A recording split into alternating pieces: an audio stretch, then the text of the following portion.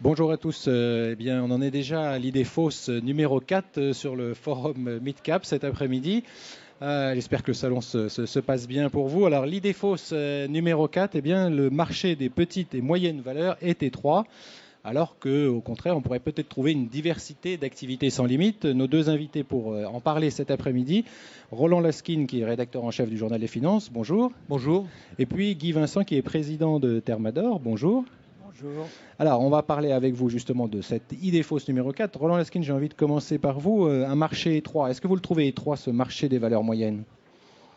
Écoutez, c'est vrai que sur le marché des très petites valeurs, on parlait tout à l'heure avec Thermador, on a une marche très très forte dès qu'on descend en dessous d'une capitalisation de 150 millions d'euros. Donc c'est vrai qu'il y a des sociétés sur lesquelles il y a très très peu de liquidités, mais il faut bien comprendre que le débat boursier, le débat financier est vraiment dirigé par des gérants, par des analystes, par des professionnels qui, eux, ont de vrais problèmes de liquidité dans leurs fonds. Ils ont des contingents à respecter, notamment pour pouvoir sortir des sociétés si leurs clients veulent procéder à des rachats. Nous sommes ici entre particuliers et c'est très important. Les particuliers n'ont pas de raison de se plier aux mêmes exigences que les professionnels. Quand on est un particulier, on peut très très bien trouver de très bonnes opportunités d'achat avec une liquidité suffisante sur la plupart des sociétés, on va dire petites, moyennes, peut-être pas les plus petites. Donc on a un marché qui a une très grande diversité et une très très grande richesse. Pour entrer, il suffit d'être patient, être présent dans le carnet d'ordre et généralement avec la même patience, on n'a pratiquement jamais de problème de sortie sur ces titres. Attention avec le micro parce qu'il fait un peu de bruit. Je vais me tourner vers Guy Vincent. C'est l'occasion de dire ce que vous êtes, ce qu'est Thermador aujourd'hui, puisque c'est une activité quand même qu'on connaît normalement, qu'on peut connaître, mais on n'a peut-être pas en tête que vous êtes en bourse depuis combien de temps maintenant ? Depuis 23 ans. Ça s'est bien passé pour vous la bourse ? Mais on est allé en bourse il y a 23 ans, on est content d'y être et je pense qu'on y sera pour longtemps. Alors, on dit, je disais, un marché étroit comme idée fausse. Finalement, votre secteur, c'est quoi votre secteur aujourd'hui ? Je ne suis pas sûr que ce soit vraiment une idée fausse. C'est vrai que le marché n'est pas très large. Pour un certain nombre d'entreprises petites et moyennes, ça dépend d'abord quel est le pourcentage d'actions qui est mis sur le marché. Il n'y a pas seulement la capitalisation en tant que telle. Si on met seulement 10, 15 ou 20%, la liquidité reste faible. Alors c'est vrai que pour l'actionnaire individuel, il pourra toujours acheter ou revendre 10, 20, 50 ou 100 actions. Mais si un marché n'est pas vraiment animé, c'est quand même, je pense, au préjudice des cours et au préjudice de la vie boursière. Donc je crois qu'il faut quand même une certaine taille et qu'il faut aussi une proportion suffisante de capital qui soit le flottant. Alors moi, je ne peux pas donner des idées générales. On est Thermador Group, on a une capitalisation boursière de 200 millions, on fait un chiffre d'affaires de 180 millions, on gagne 15 millions et quelques après impôts, on verse un dividende aux alentours de 6%, et donc on est en bourse depuis 23 ans, et on est content d'y être. Qu'est-ce qui vous manquerait aujourd'hui, je dirais ? Vous trouvez qu'on ne s'intéresse pas assez aux valeurs moyennes, que les investisseurs ne viennent pas assez vous voir, qu'il n'y a pas assez de volume sur le titre ? Non, nous, rien ne nous manque. Nous avons 5500 actionnaires, ce qui, pour une société de notre taille, est beaucoup. On a plus de 5, là-dedans, il y a plus de 5000 actionnaires individuels. Qui représente plus de 30% de notre capital. Donc chez nous, la liquidité, le mouvement, il existe, il n'y a pas de problème. On a aussi plus de 30% de notre capital dans les mains d'actionnaires institutionnels, dont certains sont des gens qui nous accompagnent pour la durée. Donc nous, on est bien là, on est bien en bourse, on a une bonne composition de notre capital, de gens qui nous accompagnent dans la durée, qui nous aiment bien, qui nous apprécient parce qu'on a des bons résultats, parce qu'on a une bonne communication, parce qu'ils savent où est-ce qu'ils ont mis leur argent et qui suivent de manière régulière notre parcours. Justement, Roland Laskin, ça compte ça, toute cette communication, cette relation ? Là, on voit, c'est beaucoup le nombre d'actionnaires pour une société comme Thermador. Non, je crois que l'animation boursière et l'animation du titre est très importante et beaucoup dépend notamment ça commence par les dirigeants, il faut qu'ils aient une volonté d'animer le titre par une information, en diffusant de l'information. Et une société comme Thermador est vraiment un bon exemple de la société moyenne avec laquelle le Journal des Finances est en contact régulier. Alors on n'en parle peut-être pas assez souvent, je reconnais, mais c'est une valeur qu'on aime bien, qu'on recommande à l'achat. Ce qui est sûr, c'est que dans ce type de société, il y a vraiment de la place pour les actionnaires individuels. Vous savez, au moment de la bulle Internet, à la fin des années 90, on avait vu des fonds d'investissement qui étaient rentrés un petit peu vite dans les petites capitalisations. Ils avaient finalement rien à y faire, ils étaient plutôt là pour spéculer. Ils sont sortis en masse et ils ont vraiment totalement écroulé le marché. Heureusement, maintenant, on a des fonds qui sont plus spécialisés sur les valeurs moyennes, qui savent travailler ce type de marché, ce type d'ordre. Donc on n'a plus ces problèmes de goulot d'étranglement. Et en tout cas, ça laisse en accompagnement une large place aux investisseurs particuliers. Il est évident qu'il y a des moments forts qu'il ne faut pas rater. Il faut par exemple être présent à l'Assemblée Générale, il faut suivre les publications. Mais nous, au Journal des Finances, on n'a jamais rencontré de façon concrète de problème d'entrée et surtout de sortie. C'est souvent là que sont les craintes du capital de sociétés moyennes de cet ordre. Guy Vincent, c'est aussi l'occasion de parler de la crise qui a eu lieu. Comment vous avez fait face, vous, justement, dans l'entreprise, dans votre activité? Comment ça s'est passé et comment vous avez réagi?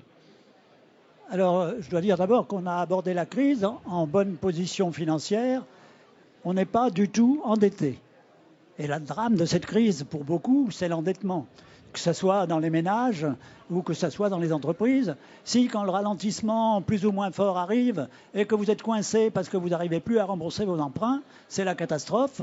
Nous, on a dit on gagnera un peu moins. Nos actionnaires ont dit c'est dommage, ils vont gagner un peu moins. On espère qu'ils vont quand même maintenir le dividende, ce qu'on a fait malgré tout. Donc, on a gagné un peu moins, mais on a dormi tranquille parce que non endetté, on pouvait voir un ralentissement sans inquiétude majeure, d'une crise dont on est loin d'être sorti. Alors bien sûr, nous, on n'est pas trop impactés parce que ce qu'on vend, c'est des robinets, des pompes, des accessoires de chauffage. Il y a un marché qui, de toute façon, existe et si votre circulateur de chauffage tombe en panne, vous le changerez. Vous ne vous poserez pas la question de savoir si vous avez l'argent ou pas. Il faut vous chauffer, là.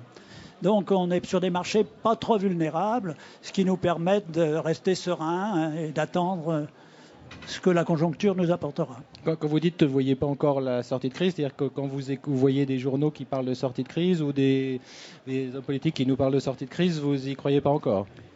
Mais sur la crise d'aujourd'hui, tout le monde parle. Personne ne sait. Alors moi qui ne sais pas, je ne parle pas. Vous êtes prudent, voilà. Plutôt prudent ou parce que c'est une crise un peu spéciale, un peu particulière? Personne ne sait, vous voyez bien. Quand on va sortir, pourquoi, comment, etc. Personne ne sait. La prudence de l'entreprise. Le monde change de manière très importante. On peut analyser les causes, tout le monde analyse de manière plus ou moins pertinente, savoir comment ça va se recomposer demain. Vous voyez bien, à la fois sur le plan de la politique mondiale ou sur le plan... Personne ne sait. Alors en même temps, c'est pas évident pour l'entreprise que vous êtes, pour le chef d'entreprise, parce que dans ce contexte-là, où on n'a pas de visibilité, comment on réagit justement? Non, mais on aura toujours besoin de changer son robinet. C'est un bon argument.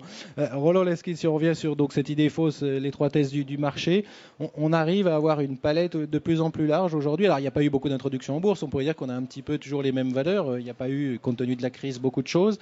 Mais on a vraiment des secteurs très larges sur les valeurs moyennes.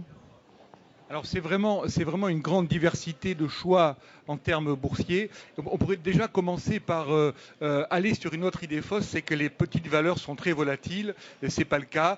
Aujourd'hui, la volatilité et l'inquiétude et l'instabilité, elle est vraiment sur le CAC 40. Ça se voit au niveau des performances. Les indices mid and small sont largement dans le vert, entre 10 et 13% selon qu'on prenne les deux indices. Le Next 20 qui est juste en dessous du CAC 40, lui, est à plus de 20%. Donc en fait, on a vraiment une large palette de possibilités. On peut bien sûr aller voir des sociétés technologiques sur Alternex qui, elles, offrent de belles perspectives de valorisation, mais on peut aussi aller sur des sociétés très bien gérées, comme Thermador par exemple, qui est une société qui offre un rendement de 6%. C'est quand même un très très bon rendement. C'est deux fois les emprunts d'État à 10 ans et c'est 3-4 fois les rendements à court terme. Donc on a dans tous les secteurs de très très belles choses. Ce qui est important, et comme l'a dit monsieur, c'est de trouver des sociétés qui sont bien gérées, c'est-à-dire qui sont peu endettées et qui sont capables, quoi qu'il arrive, de délivrer de la croissance et bien entendu, si possible, d'aller chercher la croissance là où elle est, notamment dans les pays émergents. Et on a beaucoup de petites sociétés qui sont très présentes. Alors on parlait de l'activité de Thermador. C'est pas un handicap finalement d'avoir. Vous êtes seul, vous, dans votre domaine. On n'en trouve pas d'autres. Il n'y a pas quelqu'un qui ressemble à une société qui ressemble à Thermador en bourse. On est seul, oui, dans notre positionnement, dans notre métier, oui.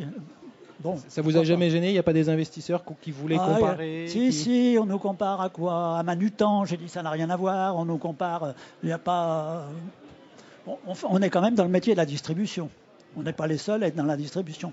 Mais ce n'est pas la grande distrib, c'est la distribution professionnelle, disons. Quels sont les principaux challenges que vous avez justement en ce moment? J'imagine qu'il y a des gens qui sont venus vous voir aujourd'hui, qui vous disent comment vont se passer les prochains mois, que fait l'entreprise, comment elle s'organise, qu'est-ce que vous leur dites? On reçoit beaucoup de nos actionnaires de la région parisienne ici, ça nous fait plaisir de les voir et je crois que le plaisir est réciproque. Ils ne nous posent pas trop de questions parce qu'ils savent. Ils ont reçu au mois d'octobre une lettre aux actionnaires qui leur a donné les dernières informations. Ils reçoivent nos bulletins d'information. Tous nos actionnaires sont connus personnellement. Même celui qui a une action chez nous, il reçoit régulièrement le rapport annuel, les lettres aux actionnaires, les convocations aux assemblées. Il n'y a pas beaucoup de gens qui font ça, je crois. Vous trouvez que vous en faites, en tant qu'entreprise, vous trouvez que vous en faites trop ou, non, pas trop. Non peut-être que les autres n'en font pas assez. Mais bon, non, on n'en fait jamais trop. Même celui qui a une action Thermador, il est copropriétaire avec moi de ce groupe. Donc quelque part, il a le droit à cette information, même voilà, comme vous. Très bien. Roland Laskin, peut-être pour terminer cette table ronde, on a des perspectives sur les valeurs moyennes. On disait qu'il n'y a pas beaucoup d'introductions. Comment on va aller faire? Est-ce qu'en termes de valorisation aujourd'hui, est-ce que ça vous arrive de recommander des valeurs moyennes avec ce qu'il y a sur le marché en ce moment? On peut recommander des valeurs moyennes? Écoutez, on passe pratiquement notre temps précisément à recommander des valeurs moyennes. Ce qui est vraiment très intéressant, c'est que dans un contexte d'inquiétude générale sur les marchés, finalement, ça nous a protégés de tous les excès. Donc on a des valeurs qui sont très faiblement valorisées et on voit que celles qui ont réussi à surmonter la crise sont vraiment sorties renforcées. Encore une fois, des coûts fixes qui ont été considérablement abaissés, des structures de bilan qui ont été fortement améliorées et toujours cette capacité à aller chercher de la croissance à un point tout à fait essentiel. Donc on recommande toutes les semaines des dizaines de valeurs moyennes. C'est un principal élément de notre fonds de commerce. Guy Vincent, j'ai envie de terminer par vous sur le moyen terme, justement, pour les gens qui sont ici avec nous aujourd'hui et pour ceux qui nous regardent. Que va devenir Thermador? Est-ce qu'il va grossir? Est-ce qu'il y a besoin de faire des acquisitions? Est-ce qu'il faut se renforcer sur certains métiers? Comment va se transformer Thermador? Il faudrait que je vous fasse un grand discours pour répondre à ça. Sur le moyen terme, on est dans des marchés qu'on connaît bien, qu'on maîtrise bien. Sur le moyen terme, on est en train de faire une passation de génération. Moi, je vais me retirer. Mon successeur est déjà pratiquement en place. Et on a une dynamique interne qui n'a aucune raison de se ralentir, avec des marchés qui sont et qui resteront importants, une amorce de développement hors de France dans un certain nombre de pays de l'Est et ailleurs. Donc des perspectives qui sont pour nous encourageantes. Ça sera le mot de la fin. Merci à tous les deux d'avoir fait le point donc, sur cette idée fausse numéro 4.